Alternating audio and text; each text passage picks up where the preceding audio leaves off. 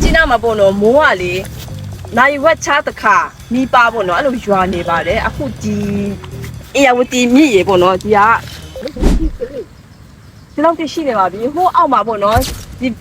ဒီကျွာအတိုင်းပေါ့နော်မမုံတို့ရှောက်နေထားတဲ့ဗလဲမြက်ခင်းရတယ်ဆိုတော့နေရပေါ့နော်မြက်ခင်းတွေအစိမ့်ဆိုကြောက်ဆောင်တွေအကုန်လုံး မြုပ်သွားပါပြီသွားပါပြီပိုင်းနေရက်နေ့2025အချိန်နေပေါ့နော်အခု9လပိုင်းတော့မရောက်သေးဘူးနော်ဒီထိရောက်နေပြီဘယ်လောက်ကြီးအောင်လဲမသိဘူးမိုးရွာရင်တန်လန်းနဲ့ပြောချီးရမပေါအောင်ရေကြီးရောလေတကယ်တရိတ်ဆန်အသေးအတွက်လဲပေါ့နော်အစာရှာရတာခတ်တယ်ပေါ့နော်ပြလို့ဆိုရေကြီးပုံလို့မြက်တယ်အကုန်လုံးမြုပ်သွားတာပေါ့နော်အဲ့လိုဖြစ်တယ်ပေါ့နော်ရေထက်တိတ်မသွားနဲ့နော်ပြုတ်ကြမယ်နော်အဲ့ကြီးပြီဆိုဒီက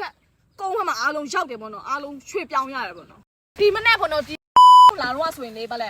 ဆိုင်ကဲဦးပေါ့နော်ကလေးကိုလာပို့ရင်လည်းဆိုင်ကဲတစ်ခေါက်တွန်းလိုက်ရေကဒီလောက်ရှိရမလို့လမ်းမှာကတ်တရားတော့ကတ်တရားလမ်းနော်ဒီလောက်ရှိအဲ့တွန်းလိုက်ဆက်လေနဲ့လာလိုက်ပေါ့နော်အဲ့မှာဆက်လေလုတ်တဲ့လူလားအခမဲလုတ်ပေးတယ်ပေါ့နော်တနေရတော့အခမဲမလုတ်ပါဘူးအဲ့တော့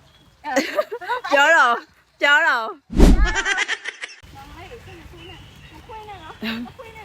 အေးကြောက်ခွေးတယ်လေရ